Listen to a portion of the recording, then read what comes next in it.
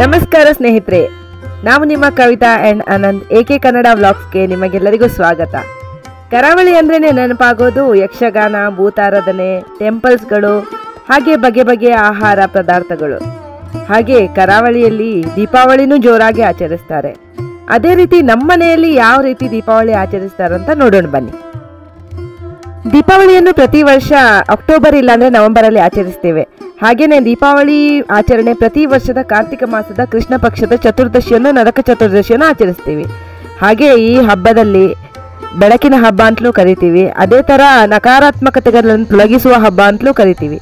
ಯಾಕಂದರೆ ಇದು ಪುರಾಣಗಳ ಪ್ರಕಾರ ಏನಿದೆಯಲ್ಲ, ನರಕಾಸುರ ಎಂಬ ರಾಕ್ಷಸನು 16,000 ಯುವತಿಯರನ್ನು ಒತ್ತೆಯಾಗಿ ಕರ್ಕೊಂಡು ಹೋಗ್ತಾನೆ.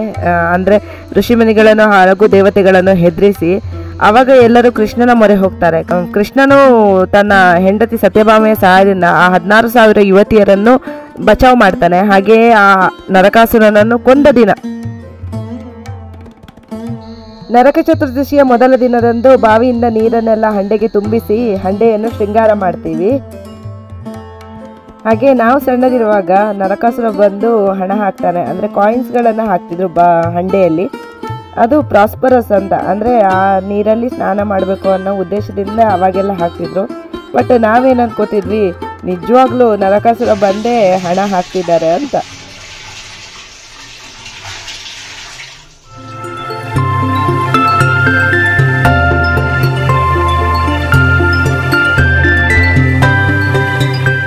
ನಂತರ ಎಲ್ಲ ರೀತಿಯ ಹೂಗಳನ್ನು ತೆಗೆದು ಅದನ್ನು ಕಟ್ಟಿ ಅಲಂಕಾರಕ್ಕೆ ರೆಡಿ ಮಾಡ್ತೇವೆ.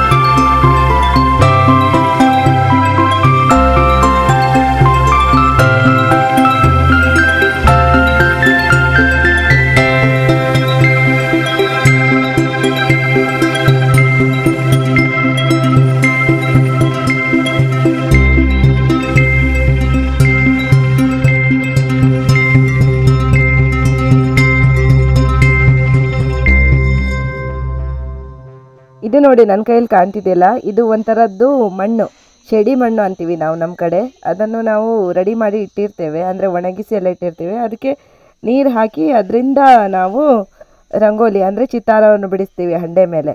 ಇದು ಹಳೆ ಕಾಲದಿಂದಲೂ ನಡೆದು ಬಂದಂಥ ಪದ್ಧತಿ. ಈಗೆಲ್ಲ ಕಲರ್ ಯೂಸ್ ಮಾಡ್ತಾರೆ, ಬಟ್ ಸ್ಟಿಲ್ ನಮ್ಮ ಕಡೆ ಎಲ್ಲ ಈ ಥರನೇ ಉಪಯೋಗಿಸ್ತೀವಿ ನಾವು.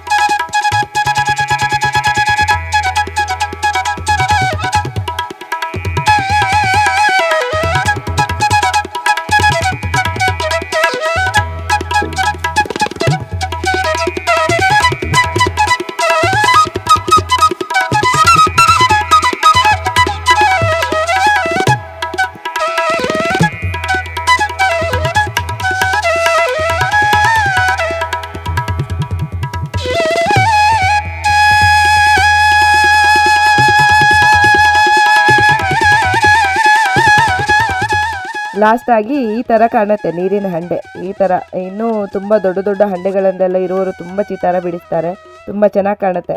ಈ ಥರ ಮಾಡಿದ ಮೇಲೆ ನೆಕ್ಸ್ಟ್ ದಿನ ಮುಂಜಾನೆ ಬೇಗನೆ ಎದ್ದು, ಅಂದರೆ ಸೂರ್ಯೋದಯಕ್ಕಿಂತ ಮುಂಚೆನೇ ಎದ್ದು ಹಂಡೆಗೆ ನೀರು ತುಂಬಿಸಿ ನೆಕ್ಸ್ಟ್ ಎಲ್ಲರೂ ಅಭ್ಯಂಗ ಸ್ನಾನಕ್ಕೆ ರೆಡಿ ಆಗ್ತಾರೆ. ಅಂದರೆ ಎಣ್ಣೆ ಎಲ್ಲ ಹಚ್ಚಿ, ಸಣ್ಣ ಮಕ್ಕಳಿದ್ರೆ ಎಣ್ಣೆ ಹಚ್ಚೋದು, ದೊಡ್ಡವರಿಗೂ ಎಲ್ಲರಿಗೂ ಎಣ್ಣೆ ಹಚ್ಚಿ ಸ್ನಾನ ಮಾಡುವಂಥ ಪದ್ಧತಿ ನಮ್ಮ ಮನೆಯಲ್ಲಿ ನಾವು ಆಚರಿಸ್ತೇವೆ.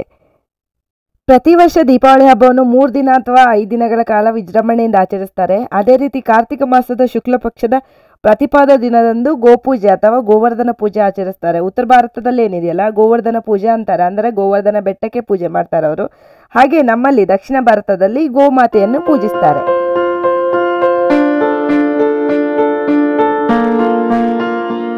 ನಮ್ಮನೆಯಲ್ಲಿ ನಮ್ಮಮ್ಮ ಗೋಪೂಜೆಗೆ ಎಲ್ಲ ರೆಡಿ ಮಾಡ್ತಾ ಇದ್ದಾರೆ. ಗೋಪೂಜೆಗೆ ಗೋವುಗಳಿಗೆ ಸಿಂಗರಿಸಲಿಕ್ಕೆ ಹೂವನ್ನೆಲ್ಲ ರೆಡಿ ಮಾಡ್ತಾ ಇದ್ದಾರೆ. ನೋಡಿ ಈ ಥರ ರೆಡಿ ಮಾಡಿರ್ತಾರೆ, ದೋಸೆ ಮಾಡಿರ್ತಾರೆ ಸ್ಪೆಷಲ್ ಆಗಿ ಆ ದಿವಸ. ಆಮೇಲೆ ತೆಂಗಿನಕಾಯಿ, ಹೆಣ್ಣು ಮಕ್ಕಳಿಗೆ ಯಾವ ಥರ ಶೃಂಗಾರದ ಐಟಮ್ಸ್ಗಳೆಲ್ಲ ಇರುತ್ತಲ್ಲ ಅದೇ ರೀತಿಯಾಗಿ ಮಾಡ್ತಾರೆ.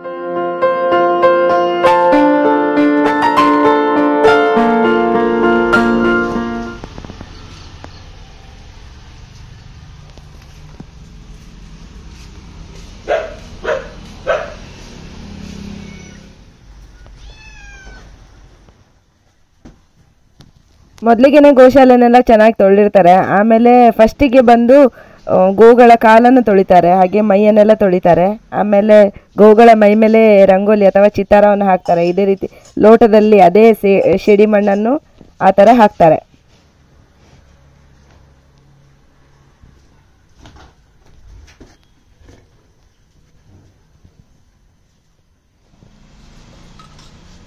ಮೊದಲನೇದಾಗಿ ಗೋವುಗಳಿಗೆಲ್ಲ ತಲೆಗೆ ಎಣ್ಣೆ ಹಾಕ್ತಾರೆ. ಎಣ್ಣೆ ಹಾಕಿ ಚೆಂದ ಮಾಡಿ ಒರೆಸ್ತಾರೆ. ಆಮೇಲೆ ಎಲ್ಲ ಹೂವಿನ ಮಾಲೆಗಳನ್ನೆಲ್ಲ ಹಾಕ್ತಾರೆ ಎಲ್ಲ ದನಗಳಿಗೂ. ನಮ್ಮ ಮನೆಯಲ್ಲಿ ಟೋಟಲ್ ಆಗಿ 4 ದನ ಇದೆ. 2 ಸಣ್ಣ ಕರುಗಳು, ಆಮೇಲೆ 2 ದೊಡ್ಡ ದನಗಳು. ಅವರಿಗೆಲ್ಲ ಶೃಂಗಾರ ಮಾಡಿ ಆದಮೇಲೆ ದೀಪ ಇಟ್ಟು ಎಲ್ಲ ದನಗಳಿಗೂ ಪೂಜೆ ಮಾಡ್ತಾರೆ. ಇದು ನೋಡಲಿಕ್ಕೆ ಒಂಥರ ಎಷ್ಟು ಚೆಂದ ಕಾಣುತ್ತೆ ಅಂದರೆ ತುಂಬ ಖುಷಿ ಆಗುತ್ತೆ ಇದನ್ನೆಲ್ಲ ನೋಡುವಾಗ. ನಮ್ಮ ಸಂಪ್ರದಾಯಗಳು ನಮಗೆ ಎಷ್ಟು ಹೆಮ್ಮೆ ಅನ್ನಿಸ್ತವಲ್ಲ. ನಮ್ಮ ಭಾರತೀಯ ಸಂಪ್ರದಾಯದಲ್ಲಿ ಗೋವಿಗೆ ವಿಶೇಷವಾದ ಸ್ಥಾನಮಾನ ಇದೆ. ಕಾಮಧೇನು ಅಂತಲೂ ಕರಿತೀವಿ, ಗೋಮಾತೆ ಅಂತ ಕರಿತೀವಿ. ಅದೇ ರೀತಿಯಾಗಿ ಗೋವನ್ನು ಒಂದು ಪ್ರಾಣಿಯಾಗಿ ನಾವು ತಿಳ್ಕೊಳ್ಳೋದಿಲ್ಲ, ಅದನ್ನು ಒಂದು ದೇವತೆ ಅಥವಾ ದೇವಿಯಾಗಿ ನಾವು ಆರಾಧಿಸ್ತೇವೆ.